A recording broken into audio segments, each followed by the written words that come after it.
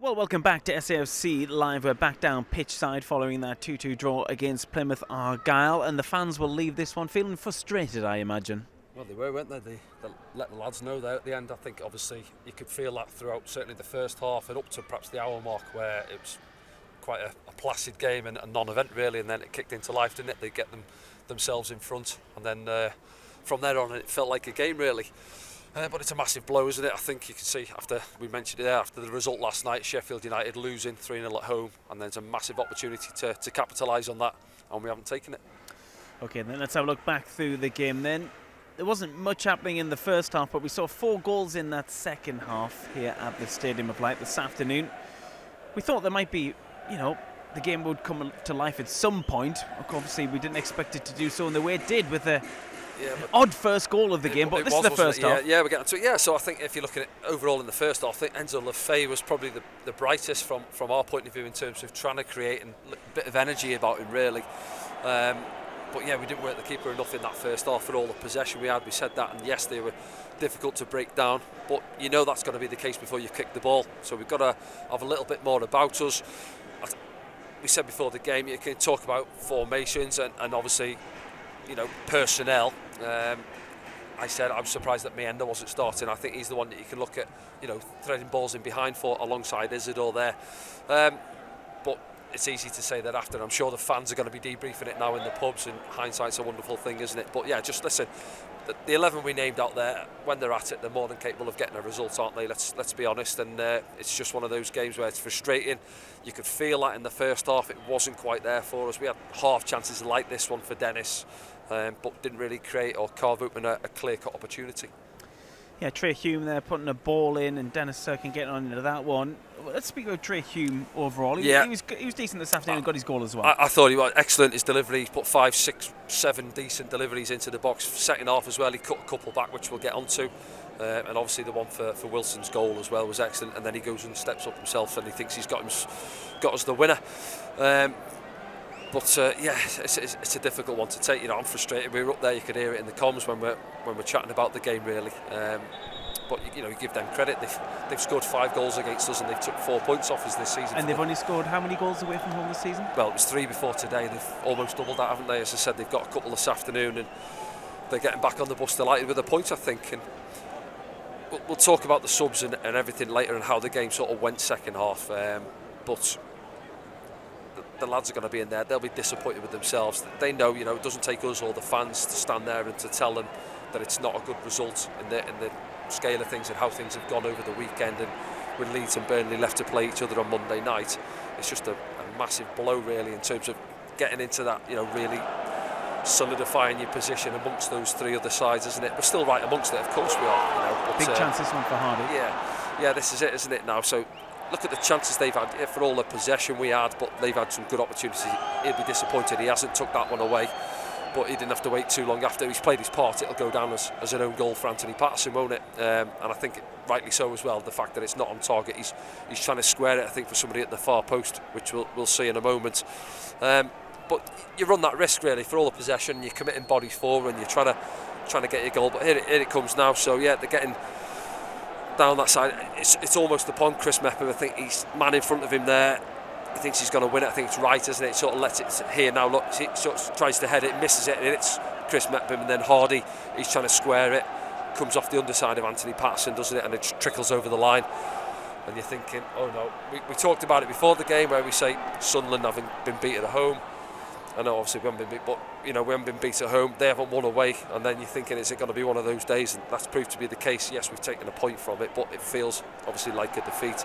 And there's your confirmation goal of it line here, Danny. technology. Yeah, I mean, it's really it's ridiculous, isn't it? Yeah, another day that it hits Anthony Patterson on the shin and it goes away or behind for the corner, but comes off the underside of his thigh, I think, and just trickles over the line.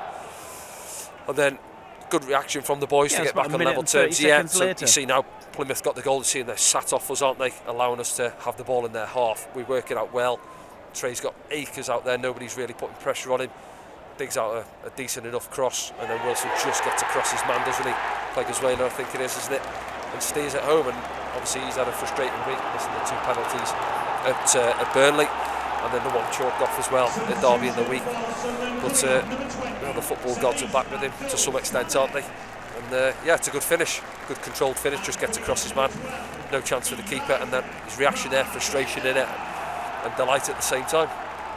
Good goal for Wilson after the week he's had, ups and downs, and this is Trey Hume again, putting another decent ball in, that time the defender helping out just at the last moment. But this is a big chance, wasn't it, at 1-1? Yeah, this happens, I think Chris Beckman's hit a big dive and Trey's high on the right hand side, and then obviously there's that little bit of space between the two of them, and they drop the ball into right there, and he's 1-on-1, isn't he? And well, he thinks he's put his side in front, but a few minutes after, it's Sunderland who get themselves in front, and it's a bit of a strange one. You see, we've loaded the 6-yard box, and they're really deep on top of their keeper there, expecting the in-swinger, I think, from Lefay. But Trey Hume just keeps away from everyone there, and he comes in. Look, lovely first touch on the penalty spot, drops down, and he catches it flush on the half volley, doesn't he? And then you're thinking, oh, right, that's it, 2-1 in front, and Sunderland are going to go on and see the game out. Yeah. Takes the first touch is really good from Trey Hume, the way he shapes his body after that. And you're right, there was lots of thoughts in the crowd. Let's go and get another, but we didn't really push on. I think we've added to that. I've got to be honest. I said we've got away. Now the substitutions. Yeah, we got away with it against Portsmouth. You know, we said, didn't we? Remember we said where if you'd have come in the last 20 minutes against, you would have thought we'd had a man sent off against Portsmouth. They penned us in, and they had a couple of opportunities, and Colby Bishop had a good couple of chances. And today we've done the same. Yes, you brought Dan Ballard on, then you bring in Leo Hjelde on, so you've gone to a 5 at the back. And what's going to happen? The ball's going to come forward. And you can see it here now. Look, the amount of bodies we got back there, but it doesn't matter how many bodies you got back there. When the ball's coming in, it's dropping about, it's panic, and here's the second one. We don't deal with the first one. So Dan Ballard helps it onto Luke. Luke pops it up in the air. They regain possession here now. Got to stop this cross. Get tight. Look, two players there.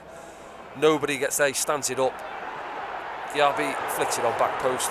And Beat comes in and does the rest. It's a decent finish. But yeah, here now. Don't allow him to cross that. Look, he's backpedaling. Go and put pressure on him. On there, he just flicks it up, and then yes, Chris Rigg comes narrow. Actually, him and Trey Hume almost go for the same ball. And Beater, isn't it? There, just there. Go on, then I'll have a bit of that. And it's a tidy finish, and he takes a point back down south for his side. Yeah, disappointment for the Sunderland fans when they saw this one rifle in from Beater. Sunderland did try and ask some questions very late on, but this one kind of sums us up. Well, it does, yeah. And the fact that look at what's happening at the other end where they're committed and they're going for challenges. Luke does really well there. Byline stands a lovely ball up 6 yards out. Somebody's got to be on the run there. Go and attack it. Go and get yourself a goal. Go and get your side a winner. And we don't, unfortunately. And they'll be in there now. It'll be a quiet changing room. Again, Regis won't have to say too much to the lads. They know they've let themselves down really in a way, and we've got to dust ourselves up. We've got a good week's training now, ready to go against Middlesbrough. Let's have a look at the scores from in and around the EFL Championship this afternoon.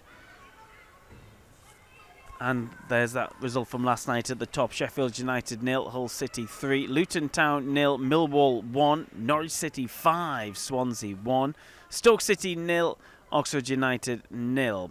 In the 3 o'clocks, it was Bristol City 2, Blackburn Rovers 1, Cardiff City 2, Derby County 1, Coventry City 2, Watford 1, Preston North End 2, Middlesbrough 1, Queen's Park Rangers 0, Sheffield Wednesday 2, West Brom, they got 5 at home against Portsmouth. And you know all about our game. There's a big game at the top of the Championship as well. On Monday, that's Burnley versus Leeds United. What does that do to the league table as far as Sunderland are concerned? Let's have a look at the top end. Well, let's look at the positives here, Danny. We gain a point on the teams around us, above us, sorry.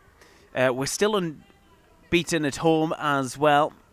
But it'll be the manner of the game this afternoon which will stick in the minds of the Sunderland fans. Yeah, I mean, well, obviously you're 11 points ahead of fifth there, so you'd say that's safe, isn't it? We keep saying that there. So, but it's, as you say there, yes, it's a point gained if you like, but it's if Burnley go and win, against Leeds, then obviously that opens up a little bit more, then, doesn't it? We're obviously sat 3 points behind Sheffield United, so yeah, it feels like a defeat at the same time. Yes, it's a point, and yeah, I get it. in terms of positives, we're still unbeaten in the league at home, so you've got to take that on board. Of course you have, yeah, but we've got to, as I say there, it's going to be quite a flat week now. It's almost where you want a midweeker. Well, we've got to wait a long time for the next game, Danny. It's a Monday nighter, isn't it? Yeah. Middlesbrough away, yeah. So get ready to go again. There'll be a lot of eyes watching this game on Monday night.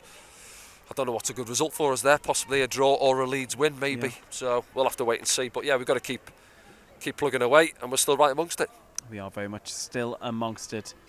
Let's have a quick look at the bottom. Does that point help out Plymouth? Well, it probably doesn't, but it'll give them a little bit of momentum to build on. Big point away from home. They're still looking at it, aren't they, thinking, right, first target, can we go and get to Luton? You know, Luton have had a disappointing season. And then you look at that little dotted line there, how are we capable of getting to that line? Well, they're still right in amongst it. You know, they're not on 15 points or something like that. They're still close enough to it, aren't they? If they can get on a run, this will give them a little bit of a boost. Obviously, they had a bit of a hiding in midweek, and they've come up here and taken a point away. So get a lift from there, and they try and build from there. And they've still, 15, 16 games or so to go, 17, I think. Yeah. So there's still a hope for them. Of course there is. Yeah, they showed little moments today. I mean, early on, you looked at it and they couldn't get out. They couldn't keep hold of the ball, and they come up here and their game plan would have been in the meeting room, set pieces, counter attacks, and that's proved to be the case. Okay, thanks Danny, and thanks for your company this afternoon. As you mentioned there, Sunderland go again on Monday, next Monday. They play against Middlesbrough away down at the Riverside. It's an 8 p.m. kickoff for that one, so we'll be on air from 7:15 for that one, surrounded by some friends in the Quinn Sports Bar for that one. So you get your match day streaming passes if you're watching internationally. Okay then, it's a draw at home for Sunderland this afternoon, still undefeated, and a point towards the total goes in the bag. We move on. We'll see you soon.